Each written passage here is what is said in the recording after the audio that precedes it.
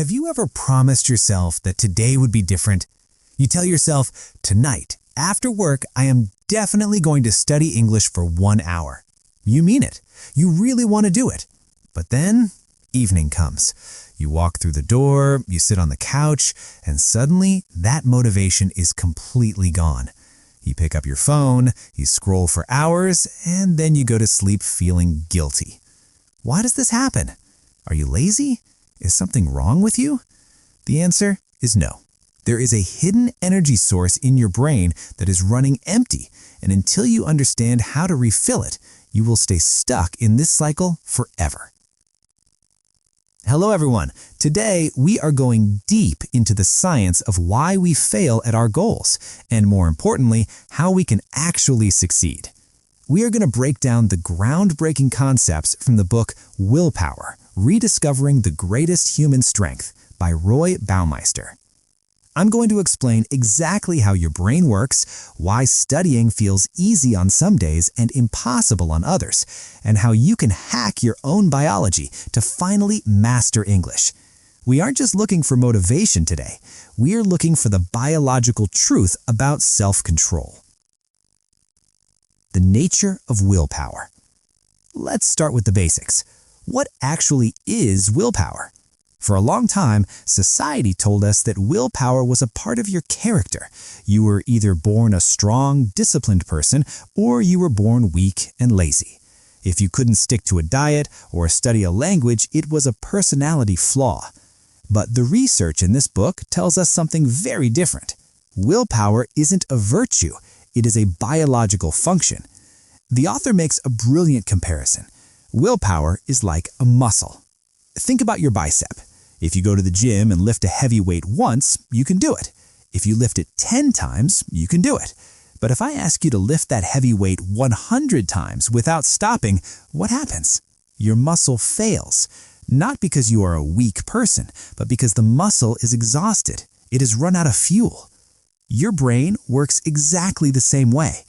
Every time you force yourself to do something you don't want to do, like getting out of a warm bed on a cold morning, or choosing a salad instead of a burger, or forcing yourself to open a grammar book when you want to watch Netflix, you are flexing that mental muscle. The morning versus evening dynamic. This explains a phenomenon that confuses almost every English learner I know. You might wake up at 7 a.m. feeling fresh. You think, I could study right now. I feel great.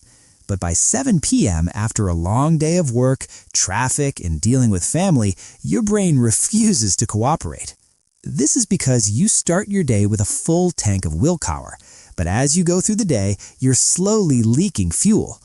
Every time you hold your tongue when a coworker is rude, you use willpower. Every time you focus on a boring spreadsheet, you use willpower. By the time you get home, your willpower muscle is exhausted. It is vital to understand that this exhaustion is physical. Your brain runs on glucose, blood sugar. It's an energy-hungry organ. When your glucose levels drop, your brain switches into energy-saving mode. And do you know what requires a lot of energy? Learning a second language. When your brain is low on fuel, it craves easy things. It wants sugar, it wants passive entertainment, and it wants to rest. So when you try to force a tired brain to conjugate verbs, your brain fights back. It's not laziness, it's biology. Decision fatigue.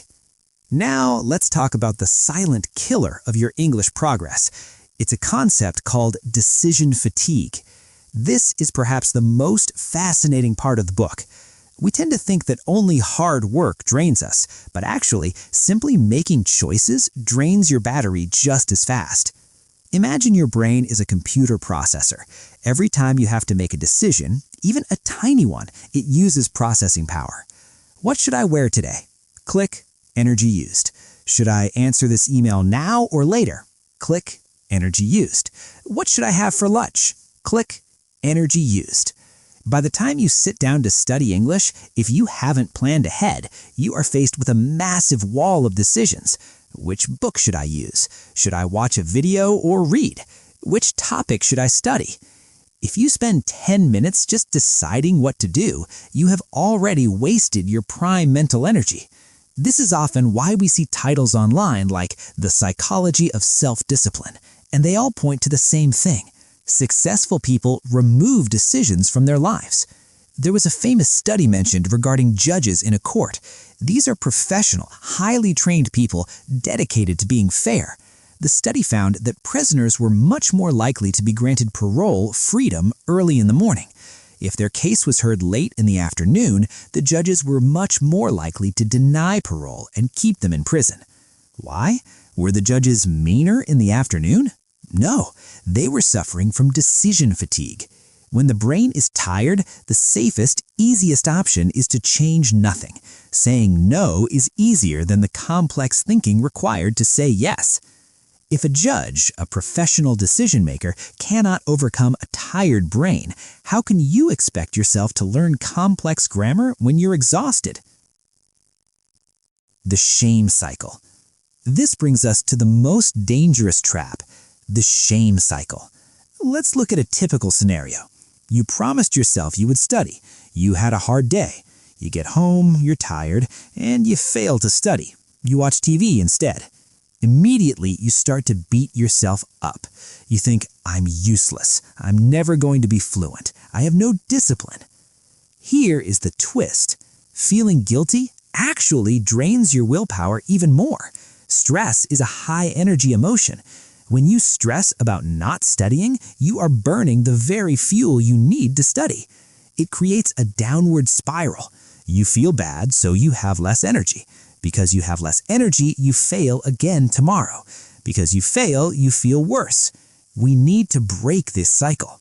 We need to stop looking at failure as a moral sin and start looking at it as a low battery notification.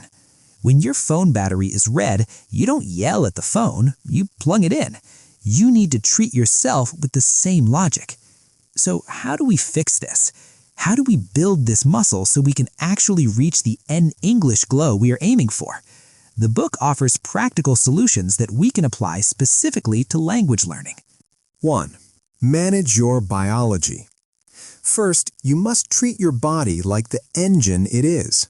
The author emphasizes the importance of glucose. I'm not saying you should eat candy before studying. That causes a crash later. But you need steady fuel. Never try to study on an empty stomach. If you are feeling resistant to English, drink a glass of water and eat a handful of nuts or a piece of fruit. Literally feed your brain. And sleep. Sleep is the #1 restorative factor for willpower. If you are cutting sleep to study, you are making a mistake. You are trying to drive a car with no gas. 2. The power of routine. Eliminating choice. We talked about decision fatigue.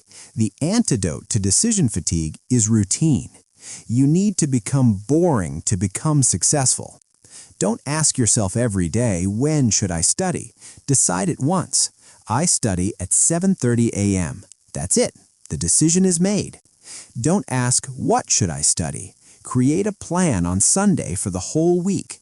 Monday is reading. Tuesday is listening. When you sit down, you shouldn't have to think. You should just do. This saves your precious brain power for the actual English learning, not the administration of it. This aligns perfectly with the concepts found in videos like Atomic Habits for English Learners, where the system is more important than the goal. 3. Find your power hour. Stop fighting your own rhythm. If you know that by 8 p.m. you are a zombie, stop trying to study at 8 p.m. You are fighting a losing battle against your biology. Most people find that moving their study time to the morning changes everything, even if it's just 15 minutes. In the morning, your reservoir is full. 15 minutes of high-focus study is worth more than 2 hours of tired, distracted staring at a book at night. 4. Start small. The gym analogy.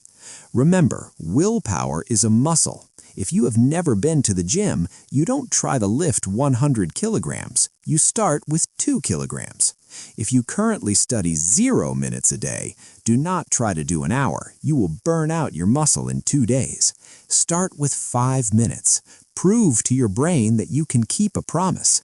When 5 minutes feels easy, go to 10. You are literally building the density of your neural pathways, making the willpower muscle stronger over time. The paradox of choice in the modern world. I want to touch on one more thing that makes learning English today harder than it was 20 years ago. We have too many choices. You go online to learn English and you are bombarded. There are 1 million YouTube channels, 1,000 apps, endless podcasts. You might spend an hour just looking for the perfect video. This is the ultimate trap. This overload causes anxiety. The book tells us to simplify. Pick one teacher, pick one book, pick one podcast, stick with it. Ignoring the other options is actually an act of self-discipline that saves your energy. Conclusion. So, what is the lesson we take away from Roy Baumeister's research? It is that you are not broken. You are simply human.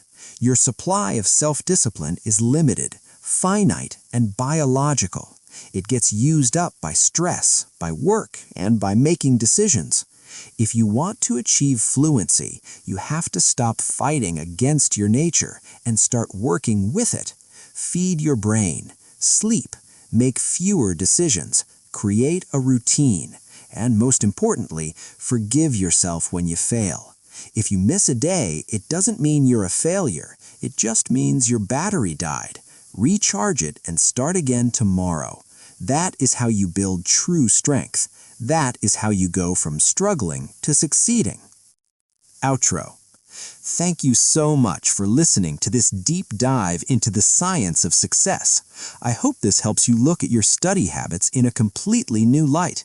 If you found value in this explanation and want to build a brighter future for yourself, please hit that like button. It really helps the channel. And make sure to subscribe to English Glow for more insights that bridge the gap between psychology and language learning.